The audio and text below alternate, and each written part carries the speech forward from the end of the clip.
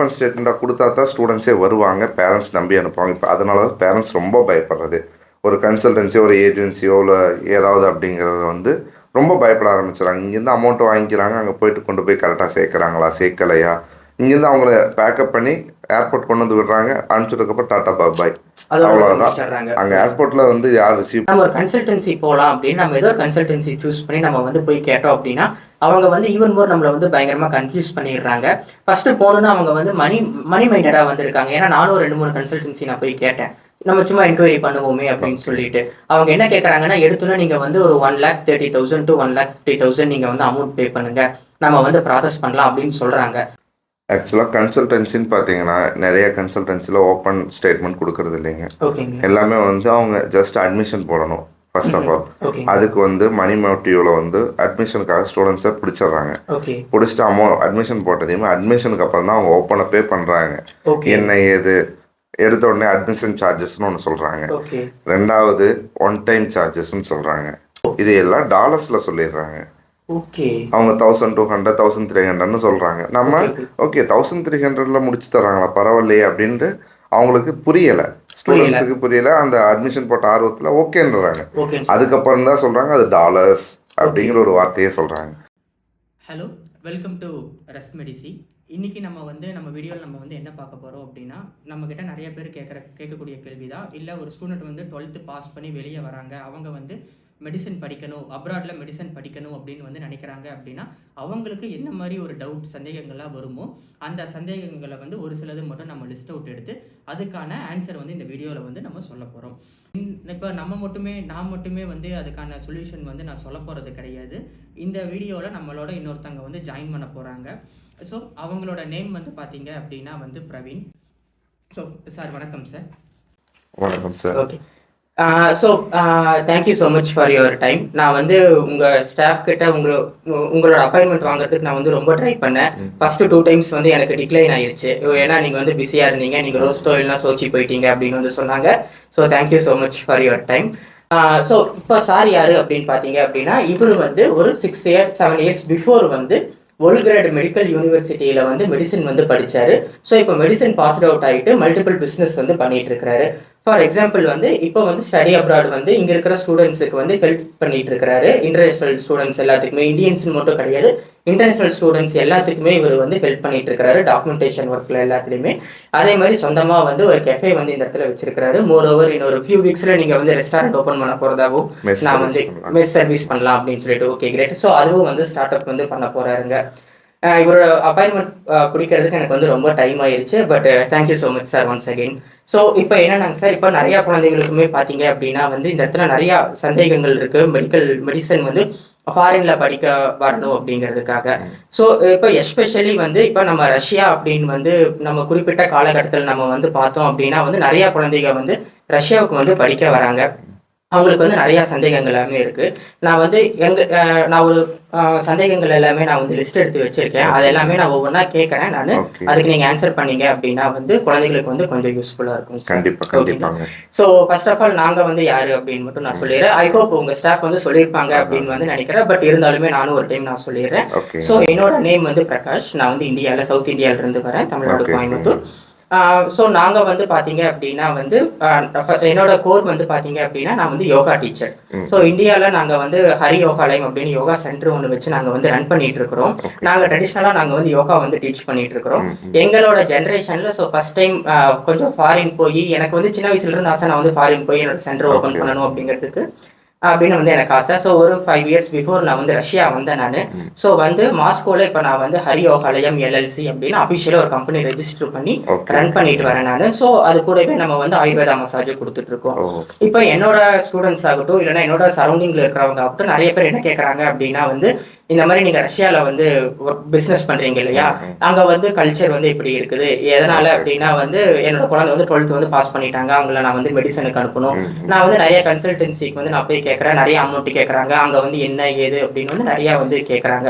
So நான் என்ன think பண்ணேன் அப்படின்னா, சரி ஓகே நம்ம வந்து எனக்கு தேடி கண்டுபிடிக்கிறதுக்கு ஒரு கரெக்டான ஒரு கன்சல்டன்சியை வந்து கண்டுபிடிக்கிறதுக்கு ரொம்ப கஷ்டமா இருந்துச்சு. ஸோ நான் வந்து என்ன திங்க் பண்ணேன் அப்படின்னா, இட்ஸ் பெட்டர் இந்தியாவில் நம்மளே வந்து ஒரு லைசன்ஸ் வாங்கிட்டு ஒரு கம்பெனி நம்ம வந்து ரெஜிஸ்டர் பண்ணிடலாம் அப்படின்னு சொல்லிட்டு இப்போ ரெஸ்மெடிசி அப்படின்னு வந்து ஒரு கம்பெனி நாங்கள் வந்து ரெஜிஸ்டர் பண்ணியிருக்கோம் இந்தியாவில். ஜிஎஸ்டி நம்பரோட ரெஜிஸ்டர் பண்ணியிருக்கோம். மோர் ஓவர் மாஸ்கோலையும் பார்த்தீங்கன்னா ரெஸ்மெடிசி எல்எல்சி அப்படிங்கிற ஒரு கம்பெனியும் நம்ம வந்து ரெஜிஸ்டர் பண்ணியிருக்கோங்க. Super super. அதே மாதிரி நம்ம பார்த்தீங்க அப்படின்னா காலேஜஸ் கூட வந்து நம்ம வந்து ஒரு 4 to 8 காலேஜ் வரைக்கும் நாங்கள் வந்து டைப் வச்சிருக்கோம் டைரக்டா.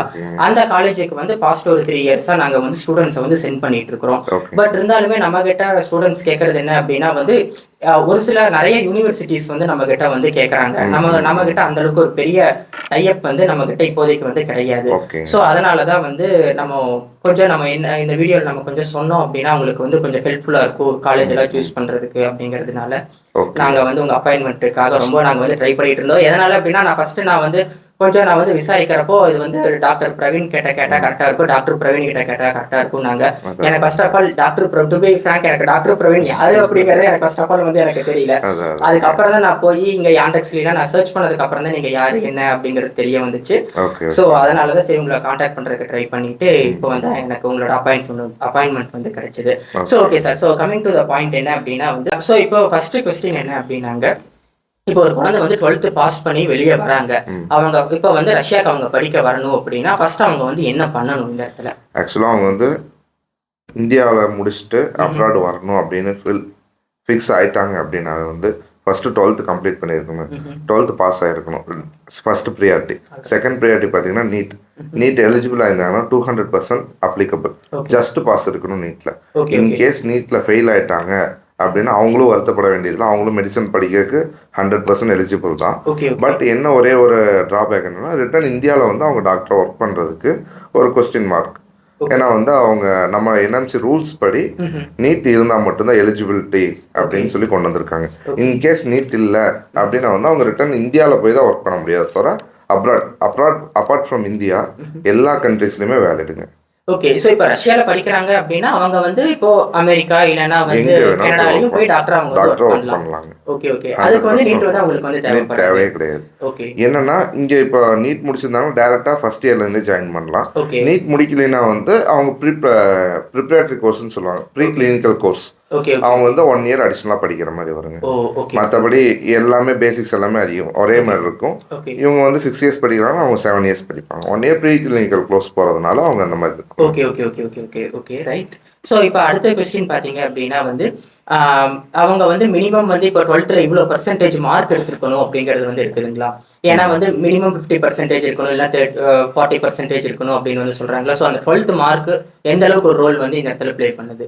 12th மார்க்ஸ் இங்கே மினிமம் மார்க்கே பார்த்தீங்கன்னா வந்து 60% இருந்தால் போதுங்க.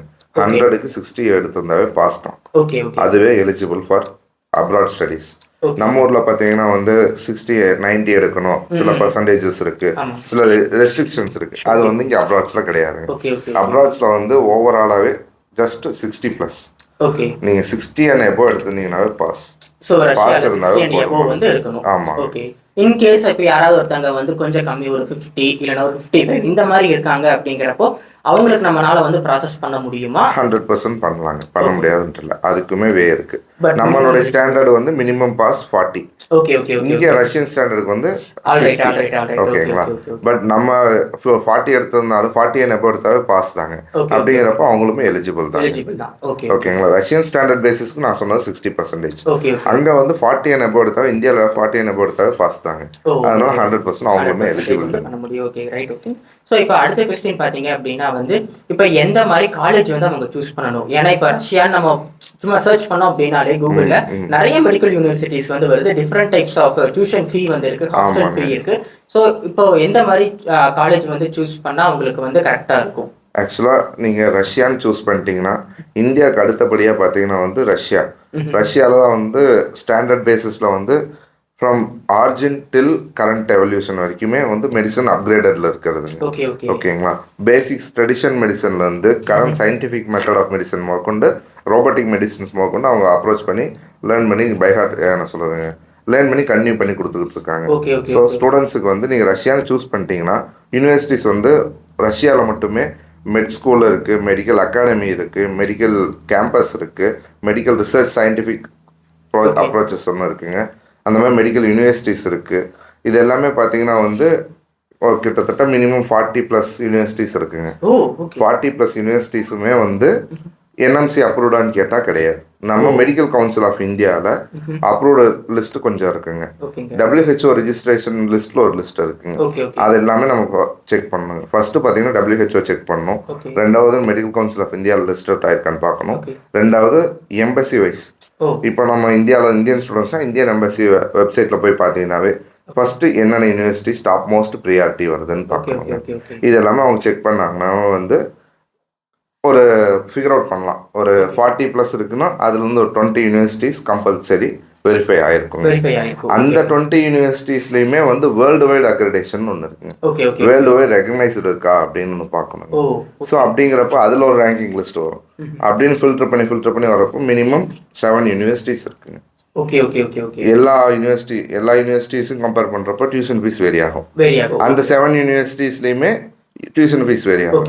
அந்த நம்மளுடைய அஃபோர்டபுள் பார்க்கணும் ஃபர்ஸ்ட் ஆஃப் ஆல். ஏன்னா வந்து ஹை ஸ்டாண்டர்ட் இருக்கு, சேம் ஸ்டாண்டர்ட் வைஸ் பார்த்தீங்கன்னா சேம் இருக்குங்க. டியூஷன் ஃபீஸ்ல மட்டும் தான் வேரியேஷன்ஸ் இருக்கு. ஓகேங்களா? பட் அவங்களுக்கு கிடைக்கக்கூடிய நாலேஜ் வந்து ஒன்னே தான். எல்லா யூனிவர்சிட்டிலுமே ஈவனா ஒரே ஸ்டாண்டர்ட்ல தான். European standard medicine. அந்த ஃபர்ஸ்ட் டாப் 7 வருது பாத்தீங்களா, அந்த டாப் 7 ஃபுல்லாவே யூரோப் ஸ்டாண்டர்ட் லெவல்ல தான் இருக்கும். ஃபுல் அண்ட் ஃபுல் வந்து இங்கிலீஷ் அஃபிலியேட்டடா இருக்கும். அதுதான் வந்து வேர்ல்டு வைடா அப்ரூவல் ஆகும். ஏன்னா வந்து வேர்ல்டு ஆமாங்க. ஸோ அதனால வந்து கேபிட்டல்ல ஒரு ஃபீஸ் இருக்கும், நியரஸ்ட் சிட்டில ஒரு ஃபீஸ் இருக்கும். இதுதான் வேரியேஷன் ஆகும். இப்போ டாப் ஒரு 3 லிஸ்ட் இல்லனா ஒரு 4 எடுக்கலாம் அப்படினா வந்து நமக்கு எந்தெந்த சிட்டில எந்த ஒப்லாஸ்ட்ல இருக்கிற யூனிவர்சிட்டிஸ் வந்து வருங்க? ஜஸ்ட் ஒரு 3 or 4.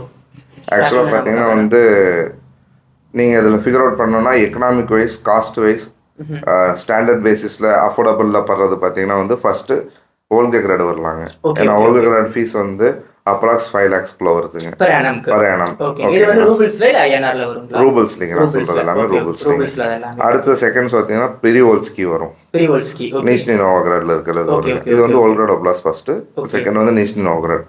தேர்ட் வந்து பாத்தீங்கன்னா அஸ்ட்ராகான் வருங்க. Astrakhan state medical university. Fourth வந்து பாத்தீங்கன்னா வந்து இது எல்லாமே வந்து அஃபோர்டபுள் பிரைஸ். இது ஃபர்ஸ்ட் 3. இதுக்கு அடுத்து கொஞ்சம் ஹையஸ்ட் எக்கனாமிக் வைஸ் ஹையஸ்டா இருக்குமே தவிர ஸ்டாண்டர்ட் எல்லாமே ஒரே ஸ்டாண்டர்ட். அது வந்து மாஸ்கோ செஷனோ யூனிவர்சிட்டிஸ் இருக்குங்க. அடுத்து வந்து பீப்புள் சாய்ஸ்ன்னு சொல்லி ஃப்ரெண்ட்ஸா த்ரூஸ்பேன் சொல்லுவாங்க. ஃப்ரெண்ட்ஸா ஓகேங்களா, அந்த யூனிவர்சிட்டிஸ் இருக்கு. அந்த மாதிரி லிஸ்ட் அவுட் பண்ணா 7 யூனிவர்சிட்டிஸ் வாங்க. அடுத்து கசான் இருக்கு, ஸ்டவரபோல் இருக்குங்க. இந்த மாதிரி யூனிவர்சிட்டிஸ் இருக்கு. ஸோ இந்த மாதிரி யூனிவர்சிட்டிஸ்ல வந்து நம்ம கொஞ்சம் டாப் ப்ரியாரிட்டி கொடுத்து நம்ம அதுல அட்மிஷன் போட்டோம் அப்படின்னா நமக்கு கொஞ்சம் ஈஸியா இருக்கும். கண்டிப்பாக. ஸோ இப்போ இன்னொரு கொஸ்டின் என்னன்னாங்க, இப்போ இங்க படிக்க வரோம். இப்போ ஃபார் எக்ஸாம்பிள் நான் வந்து ஓல்கிராட் மெடிக்கல் யூனிவர்சிட்டியில நான் வந்து மெடிசன் படிக்கணும். நான் இப்போ 12th பாஸ் அவுட் அப்படின்னா இப்போ நான் ஓல்கிராட் யூனிவர்சிட்டியில் என்ட்ரன்ஸ் எக்ஸாம் ஏதாவது எழுதுற மாதிரி இருக்குங்களா? இல்லை கம்பல்சரி எல்லா யூனிவர்சிட்டியுமே என்ட்ரன்ஸ் எக்ஸாம் இருக்குங்க. Basic level of entrance exam தாங்க. First English knowledge checking exam, ரெண்டாவது வந்து கெமிஸ்ட்ரிங்க, அடுத்து வந்து பயாலஜி. இது எல்லாமே நீட் படிச்சிருந்தீங்கன்னா நீட் ஸ்டாண்டர்ட் பேஸ்லேயே வந்துடும். ஆக்சுவலாக 12th அண்ட் நீட் ஸ்டாண்டர்ட் பேஸில் மட்டும்தான் அந்த என்ட்ரன்ஸ் டெஸ்ட்டே இருக்குங்க. அதனால ஸ்டூடெண்ட்ஸ் ஈஸியாக கிராக் பண்ணிடுவாங்க. அவங்க ரீகால் பண்ணா போதும், ஜஸ்ட் ரீகால் பண்ணா போதும், ஈஸியாக பாஸ் பண்ணிடுவாங்க. இல்ல அதுக்கு தகுந்த மாதிரி ஏதாவது புக்ஸ் ஏதாவது செப்பரேட்டா அவங்க ஏதாவது லைட்டா படிக்கணும்? செப்பரேட்டா எதுவுமே கிடையாது. 12th ஸ்டாண்டர்ட் பேசிஸ் தான். அதனால ஒரு பிரச்சனையும் கிடையாது. ஓ கிரேட். Okay sir. சோ இப்போ என்னோட நெக்ஸ்ட் டவுட் என்ன அப்படின்னா வந்து இப்போ நம்ம வந்து 12th முடிச்சுட்டு நமக்கு இந்த ஐடியா வருது, ஓகே நம்ம ரஷ்யாவில் போய் நம்ம வந்து மெடிசன் படிக்கலாம் அப்படின்னு, நம்ம ஒரு கன்சல்டன்சி போகலாம் அப்படின்னு நம்ம ஏதோ கன்சல்டன்சி சூஸ் பண்ணி நம்ம வந்து போய் கேட்டோம் அப்படின்னா அவங்க வந்து ஈவன் மோர் நம்மளை வந்து பயங்கரமா கன்ஃபியூஸ் பண்ணிடுறாங்க. ஃபர்ஸ்ட் போகணுன்னு அவங்க வந்து மணி மைண்டடா வந்திருக்காங்க. ஏன்னா நானும் 2-3 கன்சல்டன்சி நான் போய் கேட்டேன், நம்ம சும்மா என்கொயரி பண்ணுவோமே அப்படின்னு சொல்லிட்டு. அவங்க என்ன கேட்கறாங்கன்னா, எடுத்துன்னா நீங்க வந்து ஒரு 1,30,000 to 1,50,000 நீங்க வந்து அமௌண்ட் பே பண்ணுங்க, நம்ம வந்து ப்ராசஸ் பண்ணலாம் அப்படின்னு சொல்றாங்க. அதுக்கப்புறமா எனக்கு தெரிஞ்சு ஒரு சில கன்சல்டன்சி இருக்கு. இப்போ ஸ்டூடெண்ட்ஸ் கொண்டு போய் அமௌண்ட் வந்து பே பண்றாங்க. பே பண்ணி முடிச்சதுக்கு அப்புறம் சொல்றாங்க, நீங்க வந்து உங்களுக்கு டியூஷன் ஃபீஸ் வந்து 8 lakh வருது, 10 lakh வருது per annumக்கு அப்படின்லாம் வந்து சொல்றாங்க. ஸோ இப்போ வந்து நம்ம எந்த ஒரு கன்சல்டன்சியை நம்ம வந்து கரெக்டா நம்ம வந்து நம்ப முடியுமா, இல்ல எந்த மாதிரி நம்ம வந்து சூஸ் பண்ணணும், எப்படி நம்ம வந்து ஃபிகர் அவுட் பண்ணணும் இது வந்து பெஸ்ட் கன்சல்டன்சி அப்படிங்கிறது? ஆக்சுவலாக கன்சல்டன்சின்னு பார்த்தீங்கன்னா நிறைய கன்சல்டன்சியில் ஓப்பன் ஸ்டேட்மெண்ட் கொடுக்கறது இல்லைங்க. எல்லாமே வந்து அவங்க ஜஸ்ட் அட்மிஷன் போடணும். First of all. அதுக்கு வந்து மணி மோட்டிவ்ல வந்து அட்மிஷனுக்காக ஸ்டூடெண்ட்ஸை பிடிச்சிடுறாங்க. பிடிச்சிட்டு அட்மிஷன் போட்டதையுமே அட்மிஷனுக்கு அப்புறம் தான் அவங்க ஓப்பனை பே பண்ணுறாங்க. என்ன ஏது எடுத்த உடனே அட்மிஷன் சார்ஜஸ்ன்னு ஒன்று சொல்கிறாங்க.